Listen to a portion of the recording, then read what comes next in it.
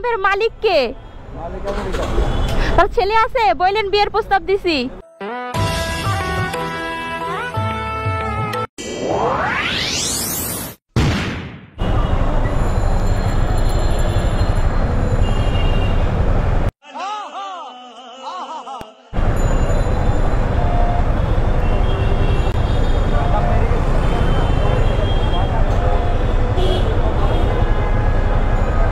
চলে আসলাম শ্রীলঙ্কাতে।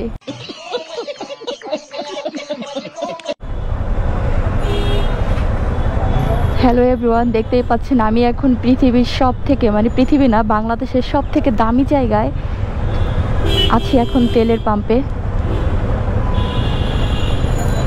তো গিয়ে দেখবো আজকের তেলের রেসিপি কি আছে, মানে আজকে যে তেলটা নিব, অকটেন নিব, সেই অকটেনের মধ্যে অ্যাকচুয়ালি কি আছে অ্যাকচুয়ালি আমি সেটাই দেখতে চাই।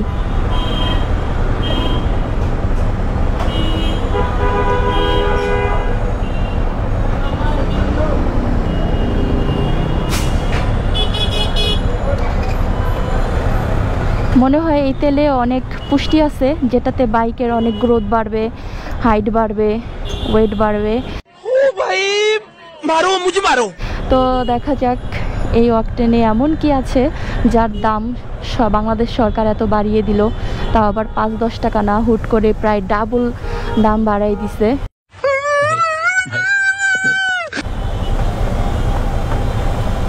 আরে এরা কারা, কোত্থেকে এলো এরা?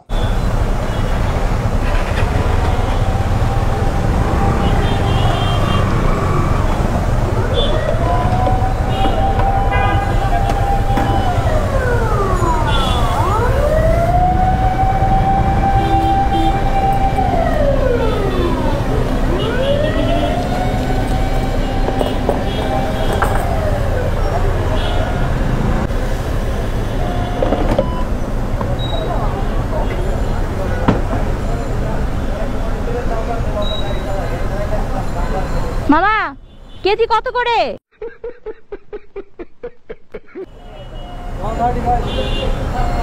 135। আচ্ছা 135।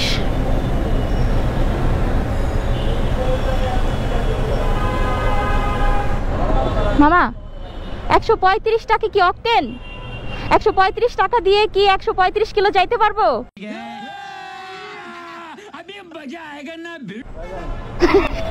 এই তেলের পাম্পের মালিক কে? তার ছেলে আছে? বললেন বিয়ের প্রস্তাব দিছি।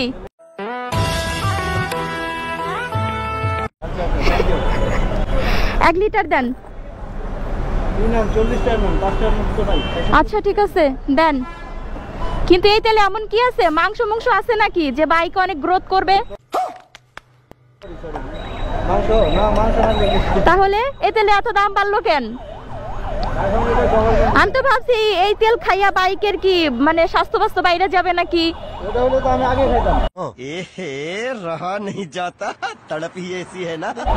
হ্যাঁ সেটাই তো হওয়া উচিত, নাইলে এত দাম তো বাড়ানো উচিত হয় নাই। তেলের মধ্যে স্পেশাল কিছু দেওয়া উচিত ছিল।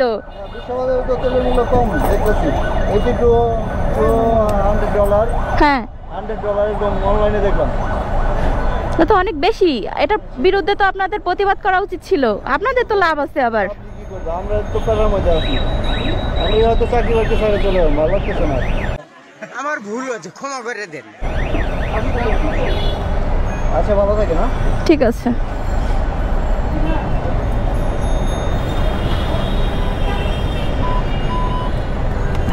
পারে ভাই হিসাব করতে হবে।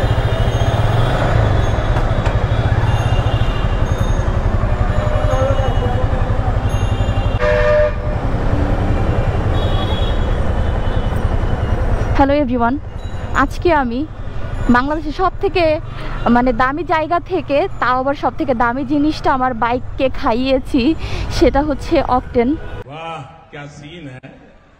আর এই অকটেন হচ্ছে 135 টাকা দিয়ে আমি জীবনে প্রথম কিনলাম। আমার মনে হইতেছে যে এই অকটেনের মধ্যে বিশেষত্ব কিছু আছে। বিশেষত্ব যদি কিছু নাই থাকে তাহলে এত দাম কেন বাড়বে? আমার কাছে তো মনে হইতেছে আমার বাইকটা এখন কথা বলতে শিখে যাবে এই তেল খেয়ে। ও মাই গড, তাহলে তো আমার বয়ফ্রেন্ড বলতে ভুল হবে না।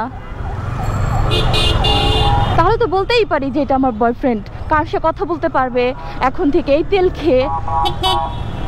আমার তো মনে হয় তেলের মধ্যে আরো অনেক কিছু মিশ্রিত আছে, যার মাধ্যমে হচ্ছে গিয়া এই বাইক লম্বা হতে পারে, তারপরে হচ্ছে গিয়া বাইকের গ্রোথ ভালো হবে।